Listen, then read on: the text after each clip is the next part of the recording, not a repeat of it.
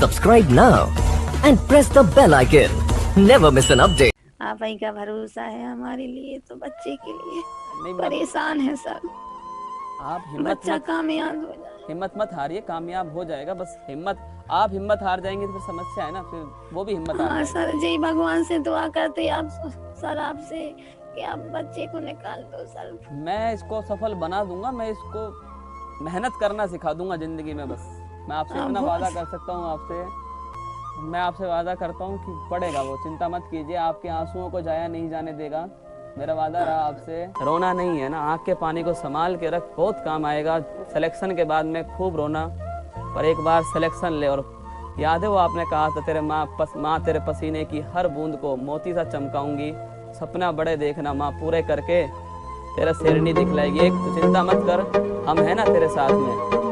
दोस्त, आज मैं एक ऐसे स्टूडेंट के बारे में बताने जा रहा हूँ जिसे सिर्फ और सिर्फ एक गलती की वजह से इसे जिंदगी भर पछताना पड़ा। दोस्त, इनके पिताजी बहुत ही गरीब किसान थे और ये दिन रात एक करके खेतों में काम करके घर को चलाया करते थे। लेकिन ये अपने बेटे को पढ़ा लिखा कर एक सरकारी नौकरी दिलाने का सपना पाल रहे थे। इसलिए इन्होंने अपने बेटे को 12th कंप्लीट होने के बाद से ही पटना में कंपटीशन की तैयारी करने के लिए भेज दिए थे और कंपटीशन के साथ साथ ही BA पार्ट 1 में इसका एडमिशन भी करवा दिए थे।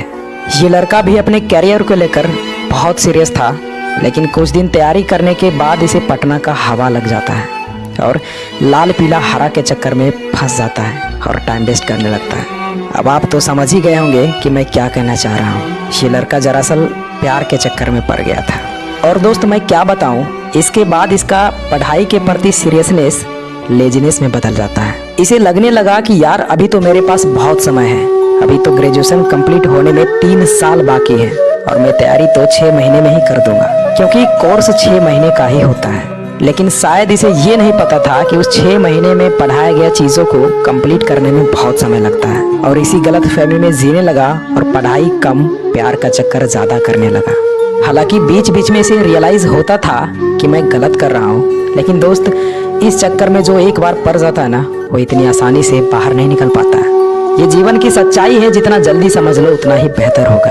ये लड़का इसी तरह अपने जीवन के 3 साल ऐसे ही बिता दिए और अभी तक ये क्लास का ही चक्कर लगा रहा था। दोस्त, आप भले ही सच्चाई से कुछ दिन मुंह मोड़ लेते हो, लेकिन एक न एक दिन आपको जरूर समझ में आती है। लेकिन जब तक समझ में आती है तब तक बहुत लेट हो चुका होता है। ठीक उसी प्रकार जब इसके साथ में पढ़ने वाला एक दोस्त ग्रेजुएशन कंप्लीट होते ही SSC CGL एग्जाम को क्रैक कर लिया और वो सेटल हो गया, तब इसे रियलाइज हुआ कि मैं इन 3 सालों में क्या किया और इसे लगने लगा कि मैंने कितना गलत किया।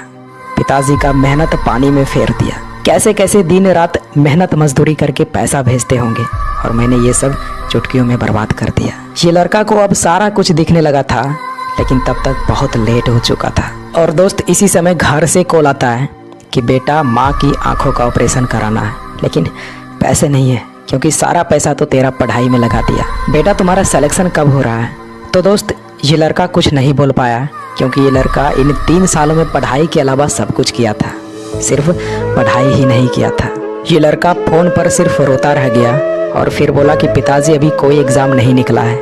दरअसल मैं गलत रास्ते पे चला गया था, मैं भूल गया था कि मैं यहाँ क्या करने के लिए आया हूँ, मुझे माफ़ कर दीजिए पिताजी। दोस्त, इतना बात सुनकर इनके पिताजी शॉक्ड हो गए और सोचने लगे कि मैं क्या सोच रहा था और क्या पाया। मैं ये सोच रहा था कि अब दुख की घड़ी बहुत जल्द ही खत्म होगा, लेकिन सारा उम्मीद पे पानी फेर दिया।